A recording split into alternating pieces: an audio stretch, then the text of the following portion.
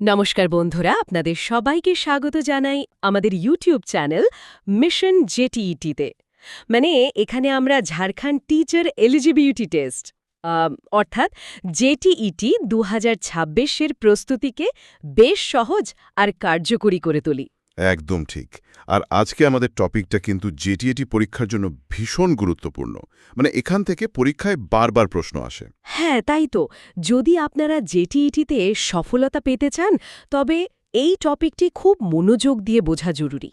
আজ আমরা মূলত বিশ্লেষণ করব ভাষা দক্ষতা বা ল্যাঙ্গুয়েজ স্কিলস নিয়ে। এর যে 4টি মৌলিক ভিত্তি আছে, শ্রবণ, কথন, পঠন আর লেখন, সেগুলো নিয়ে একটা দারুণ আলোচনা করব। তো এই যে ভাষার স্বাভাবিক ক্রম LSRW, এটা নিয়ে শুরু করা যাক।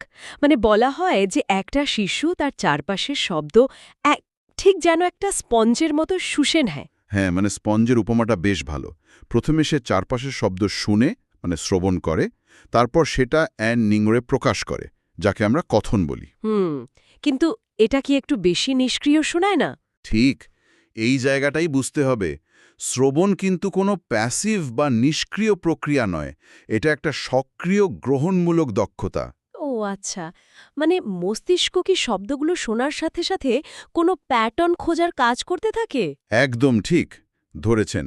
শিশুর মস্তিষ্ক চারপাশের ধ্বনিগুলোকে ক্রমাগত ডিকোড করে।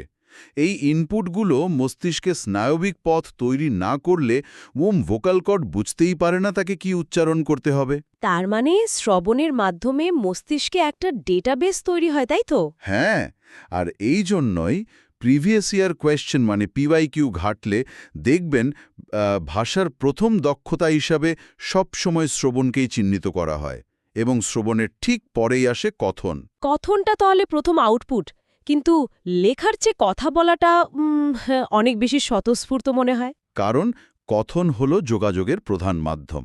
এটা একটা প্রকাশমূলক দক্ষতা। একটা শিশু যখন কিছু উচ্চারণ করে, চারপাশের মানুষ তো তাতে সাড়া দেয়, তাই না? হ্যাঁ, তা তো দেয়। এই যে তাৎক্ষণিক ফিডব্যাক, এটা সামাজিক মিথস্ক্রিয়া বাড়ায় আর শেখার প্রক্রিয়াটাকে আরও মজবুত করে। হ্যাঁ, মৌখিক যোগাযোগের বিষয়টা বেশ পরিষ্কার, কিন্তু পঠন বা পড়ার বিষয়টা তো একটু আলাদা।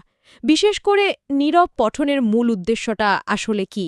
নীরব পঠনের ক্ষেত্রে মস্তিষ্ক শুধুমাত্র মুদ্রিত প্রতীকগুলো থেকে অর্থ বের করার কাজ করে। এর মূল উদ্দেশ্যই হল অর্থ অনুধাবন করা। এটাও কিন্তু পরীক্ষায় আসা একটা খুব গুরুত্বপূর্ণ প্রশ্ন। কিন্তু পড়া আর লেখার মধ্যে লেখনকে বা রাইটিংকে কেন সবচেয়ে জটিল বলা হয়? তার কারণ লেখার ক্ষেত্রে তো আপনাকে শূন্য থেকে শুরু করতে হচ্ছে। শুধু জানলেই হয় না, সঠিক ব্যাকরণ, সুসংগঠিত ভাব আর সৃজনশীলতা সবকিছু একসাথে প্রয়োগ করতে হয়। ওহ আচ্ছা, একটা বড় মানসিক চাপ বা কগনিটিভ লোড থাকে। ঠিক তাই। সাহায্য করার মতো সামনে কোনো শ্রোতা থাকে না বা প্রসঙ্গের কোনো সূত্র থাকে না। সম্পূর্ণ স্বাধীনভাবে চিন্তাকে প্রকাশ করতে হয়। তাই পরীক্ষায় সফলতার জন্য এই দক্ষতাটা অত্যন্ত জরুরি। এখান থেকে আমার একটা প্রশ্ন আসছে। অনেকে মনে করেন এই 4টি দক্ষতা শোনা, বলা, পড়া, লেখা, এগুলো সম্পূর্ণ আলাদা, একটার সাথে অন্যটার কোনো সম্পর্ক নেই। এটা কি আদৌ ঠিক? একদমই না। এটা একটা খুব সাধারণ ভ্রান্তি।